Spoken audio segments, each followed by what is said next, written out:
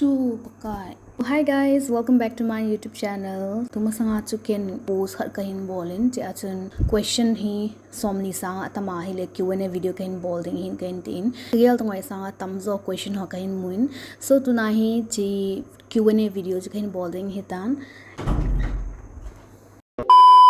Question unki donghola the most repetitive question to naminta api ham tinga hi le kumizat nahi tam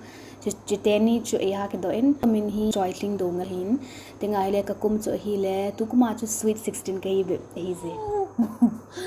just kidding tukuma chu be 12 a chu 27 years kai tai questions ho chuka ve to YouTube ma koluna direct kahin vena kahin answer zing de okay ahile amas pena hi rexdom thadu cooking hin as of now tangpa is on the streams of education after 5 years will be back to home, then will you agree me or accept me to be your one and only soulmate, tie up the bond, steal our last breath, yes or no, my sahe pa hoinu. After 5 years ziyong karne mai thai so my answer is no. Okay, so next pahin ipza lunglen la love song bo nahin sa azi ham love song bo kahin sa azi chu azi zonga amde poi love song ka sa azi wang chu ipza phone sa azi lo ham tengai la chi question nang hi min tu a post pale le hi lawana ama sa ala kana sa na zi ho post song chu min e ha do zin full sazi in ti jevin azi zong amde poi full a pida ka sa azi lo ham ti ran chu half isale ki heba cho ipza pathin wa choila hi nehin sa azilo ham ole ania ki bol e papoitia na gel ham na bol lo na azi hin seyo pathin wa choila ka sa azilo chu azi yang umde poina tinga hi le pathin wa choila to love song ki sa khom le se inte zong ka gel de poina kati ran chu asit na zong umin te ong kati de poi tinga hi le pathin wa choina la kha veong kana sa kha e bless the Lord, oh my soul te ho kumni kum thuma sanga kana sa kana upload hi ze na vet khala wa hi le ni vet pe the hi ze ali na a hi ma question to south himen ali na hi pathin la le lunglen la sakop le sa kop loading thu anang ma lungge la ngai dan jong hin se yo ep ga se dam ma ka de la lunglen la sa kop loading thu anang ma lungge la ngai dan hin se yo chawang itilang sa ga answer ham khedi na ga yala na wang chu na sa khom no ma hila wang chu na sa thei tho hi jana love song le len sa khom zon na sa thei tho pathin la le na bol nom zon na bol thei tho hi wanga chu bangla pathin la bangla love song na ga bol ang chu asit na umding in wang ka gel poi ken hi le mangcha kip gen hin my first crush na number ne pe thei de ham chi hi ka number hi se na ke ade den ka number na ke love ei pau thuchang hol anangai nom lo pen khat hin seo na o ngi sele hung ma chal jingin rice mang ka ki pa ei pau thuchang hol ka ngai nom lo pen min ke mit chawai e ga ti hun mit chawai min e ga ti bang ho ga ngai ma ka sa tho cho tinga hele Henry vai pay hin la sa azong thi mini mel jong hai choi pa hem kholen lup heng hin choi min ta ai pem chiwang chu zo kain setan chule na kuya thi mel chi chuna kilo pa ka ki pa Amy YouTube channel hin na mel hoi nahi hoya kona na la ham hin sei pe thei da ham ka ka sei la na mel hoi nei sa na kanule ka pa ko na kilai sing lo dham na tinga hile boy lane chong loi Ronaldo or Messi. If it is Ronaldo, can I be your last? If it's Messi, thank you for answering my question, big fan. I don't know much about football like ite ki chemji waham or ep ha rules ho im jang ke poi ko in head pen amem tile Ronaldo, Messi, tenga hele pita Mbappe, tenga hele chong chu World Cup lai tenga helbo aho hung ke haji na adang wang chu football chu ka ve ji poi games lang sang hoi world cup lighting hai bo vetting hai e on chu ka kip ve thanom je chi je bot ka ke ve je ya Ronaldo to Messi ka ke selina a looks lang sanga wang chu Ronaldo kati ya na hi wang as a person Messi who like family man chuna he is a chilang sanga ga saying chu Messi zo forever mahin Mel Hoy love you big fans from Cookieland Sadar Hills Kangoi thank you tinga le user DM7HP6MK2L nahin ko an lung sit pen la day pen pa min hin sein lang nahin ko ana sa sit na pen hin sayo kahin ko a kalung sit pen le kaday pen 2 user DM7HP6MK2L hi ahin tinga hi le ka sit na pen la kha chia hi le tu masanga kapa ong da mo chu cha cha kha sa pen ni tinga hi le 144 p cookie mahola 7 hin na slipper size head num umid ka slipper size te kyo va ina teng alwa pra video hina a long tim ho ga sem ding tenga hi le khat hung te ju ba anyways ka slipper size hi 3 number 3 is a nail pen to ha theu chu o kido man ki talo ki wani na ball masanga EPM na hin ne ham EPM na hin ne ham pa ki kang le dal tam me ka ne we tu na chu tenga hi le choi 100k hi to 100k ba ki hi hen lang na ki hi le wang chu 100k ki le wang chu dang e bi ki ngai cha ta de Sharon Miss 2651 all ngei nalasa lakai dana thep kit cover lowin nang ma opinion in la ho hin semin lang hin sa zile chin cookie an artist in a bedu here thank you inki gel nan dena chiwang chu boy lun how keep gumizat nahi tam kasai tai chiwang chu hoilan ham ke tingai la mi tam pi tai nong hoilan ham na min na mun ne hin se pinta ati da chu karbi anglong asama kona ke hi na zidinga pasal it bang na deyam ka zidinga pasal ke ga de chuna pathin hemi tenga hi le zule sa ne lo na abana kit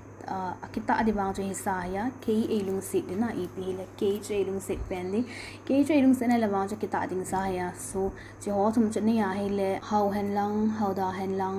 le khathim hen lang le khathim hi zong le ken cho wang jo ko sa poi now choi tuai hoi lai na ham ka seitan ho hoi la chong ka seitan chule lung sit ten Elvis la same duty post den sa cha ka ngai nong valley venin sa pelung sit ta in love from cookie cookie chapa su gudan chona kakipa ekeyong nangai nom se in ka itang ka sa time mo tu su sam lo ba kining chan wa mi la sa inati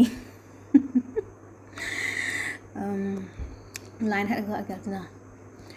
butun kahin poi duty post lam zona chan chu yen te tu na ka phat man Pau gin len how kip hin dong man nei ta em na nei le mi le ko ben se yo yes abona jo yes hi yeng next hin user C8SNSK na o hi langoi na sa le kilomi chule hoi lai ho na hi ham chang cha ka se tan na tenga hi le kong sa hin lung tu pen I pe ham your dream ka sedinga khat wang hi kalung tuk pen la ai ka channel hi grow han lang 100k ni khat phapo pole 100k phate ga ne it bang ki gm a feeling sipa chana ka hanomen adang pu beni in sa pathin simkhil lanu na cover chu ngei wal jinge nang hi nei pathin simkhil lanu thank you epa wa do thai ham henge epa wa do thai hinge hi dam ken to nom chi hile ibda hi amy youtubers izat ham hin epa manglwa english manzi uham chule cookie chanu nahi le haku a cookie tin hin sab min hin samo haku a cookie hi ngay le ama sa pena na hin do pa Amy YouTubers is at ham hin a pau manglo pe English man je ham na chiwang chu maybe they are more comfortable in speaking in English by hitting I le YouTube ma he a pau tho I le a pau tho le 90% 95% saying a pau na tho le 95% na audience to Amy ding hin na he the English na ga tho tinga he na audience ho che mixed audience te tang wang skin iyong khe poe a thu thu lo na a ipa wa min isei ho he thele yeng chilam na Reuben Kipgan Mel hoi chu ha sa na sa M serious sa enin hil chit o nam na zong ka het no me chule chainan na o ange yin lu sa na thim hle ka pa e thasilawa na support le na to so jing di ka hi thank you Let Ginlin Kipgan are you fallen angel no I'm broken angel Niam ne uchoy la sa na thimin Vietnam zong no me thank you lai dang la din ka hin phal poi ti khu nge ka sa inverse ka hin sa o okay lai dang leng din ka phal di pui hin la gulin sang talo nang ngay pul ka do hi tam sunga din hitam o thank you ni sung lal te o nanga bo ka hit nati te la hin sakit o ke ko ma nan sei din kelin ka ngai do me thank you nainum zin tu a na do ma pa chu iza chan na ham chule I love you hintiu khat ve pum na chan he je kan ngai sange na hoye na mai thlemel chi ta chu he thank you mango khung sai hin ke mi a hi bola na hiti hoi hitai mu kalung dongi thank you keep cookie le na hong kha ta em kong kha lo lai tingle Assam gama khu cookie ten district khat be nei lo ham kanai pove joy hoilai ho nei ya tu ab penable ti ham karbyang longa kona ka hin tenga hi le tu pe na hi government hospital as nurse ka hi o Lane hang sing na imin live hin ze ka imin live ga se na dinga cha channel hin som zo yang la 100k hin patek te la ka ti so ye ka imin live dinga ile nun hin nurse na pan lo tam kapan na lai dinga ile na pan na lai le hoilai na pan ham na carbon lo medical like pang na pan lo le ibi na ball zi tam room tour le house tour nan bol thei da ham yes ni khat kain bol he o ke mo dei di ta chu Kenzie Wolf made hay la ipi menadu penem na akadu pen wang chu kai lu na ma kadu ho kain sei cho alu ki kang kadu changkha kadu changkha ki kang kadu changkha mela kadu pen jo ka sei la changkha hung hi di da ne ze chu changkha ki kang ong kadu changkha atam jong kadu tenga hi re mal cha to changkha bol zo na kadu changkha chu ko mo du he so the answer is bitter gourd la original is at nasim do ta em kha cha ka sem do lo lai na voice nge momongi guitar pe na hil na zil ham ole na pin pi atelan pong mo ham YouTube ho a video ka vet zia choas ke kan ke choose hi tinga la ka pa ai nong ka neo lai cho guitar na pe is just ke yong kana interested in ke leke nei chopping ka tia ka pa nei chopya ke leke video ho ka bana kana ke choose hi se do man ne am hingi min len bai te ka se chen he nam kia lo ding in na pa mai na no me ni het le ko ka hepo number hin petango cho na video ka vet do apat kan crush na hite ccp hungo okay ni khat ki hong nan te and thank you ka video na vet ziman hulai hon him karbe ang long la nu ka him ri khong sa hin na chen na khu lo jong cha ka se ta lekha chan sim tan lekha hi 12 chan kan sima 12 ka sim zo wa chu BSc nursing kumli kan bol hi se tinga le ka sangam poi kim matele re man asa ho ni hin sa pi te yo okay tu ta dia mi za ta na ke ngai ham amin I love you kiti ko ipa van in sai pe o kinang kalung sit ni nilung tup ipe ham nei se pe chule khen se no min hele kamin hin se lang zinda ba hin tio kalung tup wang chu zo 100k thu ka se pa chi ya na tinga hele yes winzo hang sing zindabad winzo hang sing zindabad chon gin lal hang sing lung sit na lampi zot khom thei na din na gp number hin thum na gel thei da ham zanga ni hin thot la chanin ka hin thot de na ti le hin pine me tang Joy hung sai mà tin là cái ngày đã lại hâm thì nghe cho là điểm tiền của làm thì nghe hình có hay có hỏi nó số lên nó đúng tâm PCA ở vị cho kindof mắc đi repetitive question ho kain se lo tai o ka battery on be di ta thang khan lal dongel hin namin ta len in sung mi zat le na na mon het no me tin kamin ta bang chak se ta na choi hling dongal he zen tengai le kain sung mi a he mi gu khe u cha le ke hi me thum le pasal khat ke hi ve min ha o ke hi khom de ha tia dongel wo ka de chu na mamang hin why you only choose thasit na la or lungnat na or ge hian na la why ka choose thui lo cho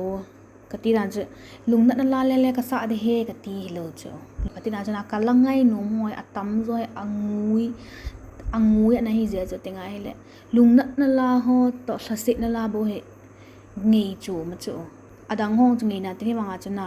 atam zo hi lungnat na la ho le angui chi che ho khona ken ka ngai nom je chu ka o to song ki tu si ai tabang ho ka sa hi le ngei dom sin te ni sia lal za quit na hoi hin ti o ken subscribe de he love the quit na hoi Insta ID Insta ID static web Insta ID ka hen thum no min next a chu pasal koi damang na mari chi ma ka se ta na Insta ID choi hi sing ni la Insta ka active wal ta poi hlan ni thum mi ta YouTube ma sum na muzi